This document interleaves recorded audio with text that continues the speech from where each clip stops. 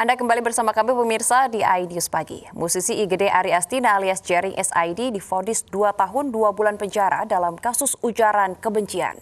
Ya, Jering masih pikir-pikir untuk banding atau tidak. Menjatuhkan pidana terhadap terdakwa, oleh karena itu dengan pidana penjara selama 1 tahun dan 2 bulan.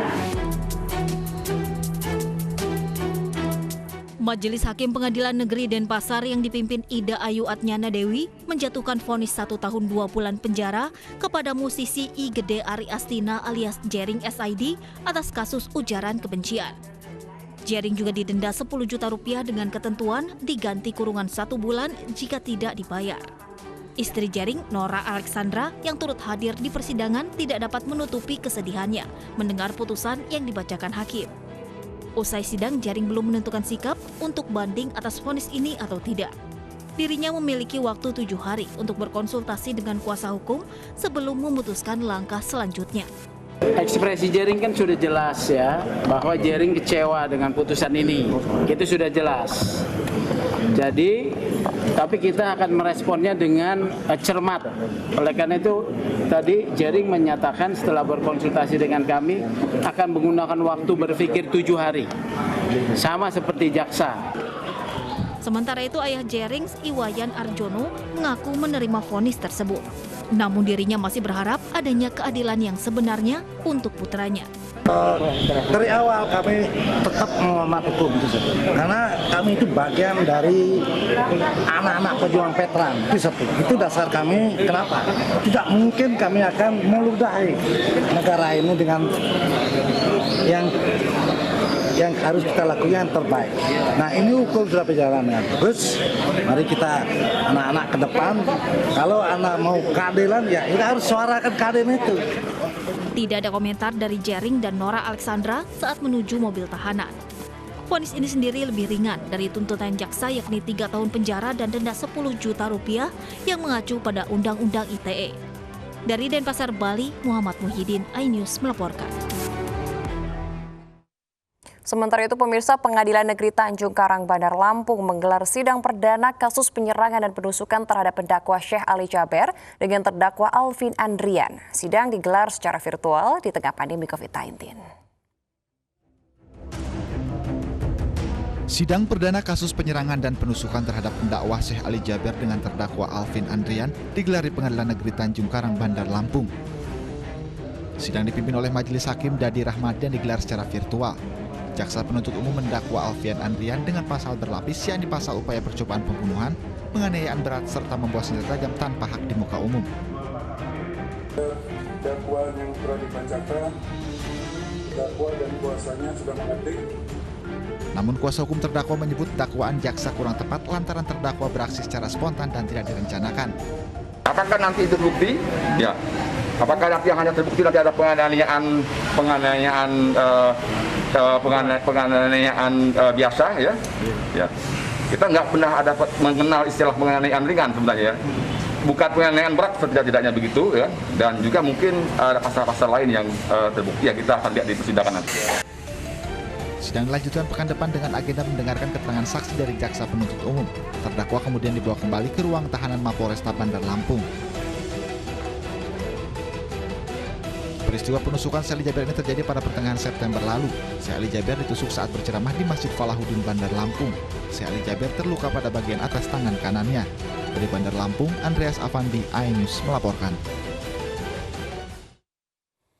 Sementara itu, pemirsa, usai mendalami keterangan dari artis Gisela Anastasia, polisi Kamis kemarin memeriksa saksi ahli forensik. Saksi ahli ini dibutuhkan untuk menganalisis wajah pelaku di dalam video.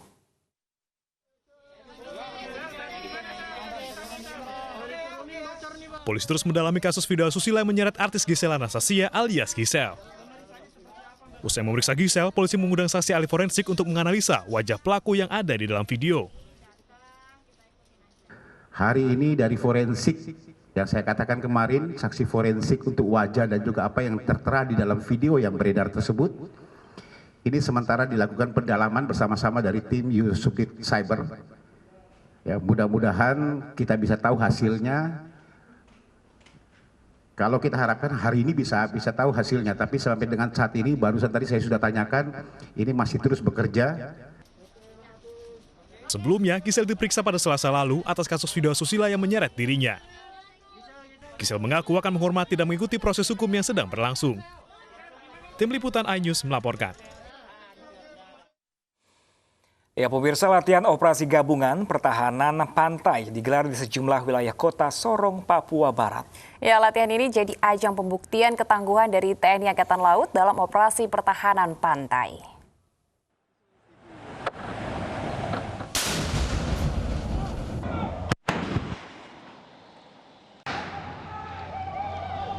Komando Armada 3 gelar latihan besar-besaran. Latihan operasi gabungan pertahanan pantai digelar di sejumlah wilayah kota Sorong, Papua Barat selama 2 minggu dengan melibatkan 3 kapal perang RI dan 2 kapal angkatan laut, 1 pesawat udara patroli maritim, 1 helikopter, berbagai persenjataan Pasmar 3, dan 1.000 prajurit.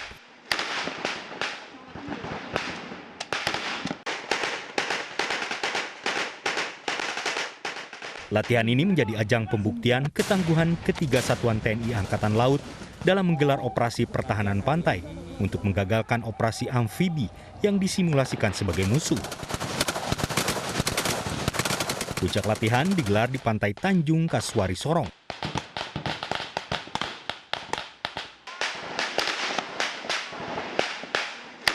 Tujuan latihan ini adalah latihan pertahanan pantai, yaitu adalah untuk menggagalkan operasi amfibi lawan. Personil yang terlibat pada latihan hari ini adalah 247 orang, kemudian ada 2 kapal perang TKRI, 3 kapal angkatan laut atau KAL, kemudian 1 pesawat udara patroli maritim angkatan laut yaitu CN Pati 8302. Selama latihan, para peserta senantiasa menerapkan protokol kesehatan pencegahan COVID-19. Latihan manuver lapangan operasi pertahanan pantai kali ini merupakan kelanjutan dari latihan posko operasi pertahanan pantai pada latihan Armada Jaya ke-38 yang lalu.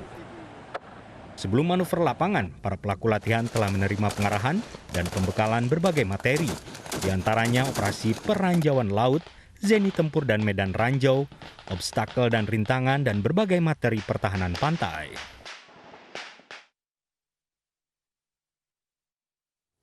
Pemirsa, Gus Miftah dan Ustadz Yusuf Mansur berbagi kisah dan dakwah di tengah pandemi. Nah, ini menurut Yusuf Mansur, berdakwah di masa pandemi hanya ada 2 hal. Pertama, baik, kedua, baik sekali. Dan dakwah sejati ini disalurkan sebagai edukasi dan juga rekreasi.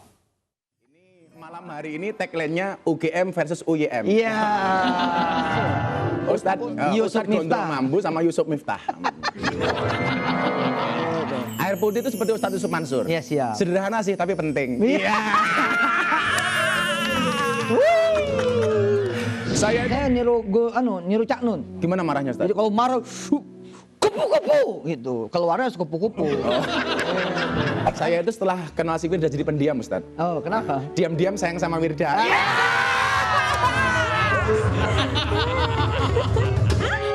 Kan ngomong-ngomong katanya juga presiden MAB kan? MAB. Miftah anti bokeh. Minum kopi pakai madu. Minum kopi pakai madu. Artinya? Sepi tanpa kamu. Pemirsa, polisi menggunakan gas air mata pada sebagian besar pengunjuk rasa perempuan di Polandia. Informasi mancanegara lainnya akan kami hadirkan sesaat lagi untuk Anda, pemirsa. Tetaplah bersama kami di Ayus Pagi.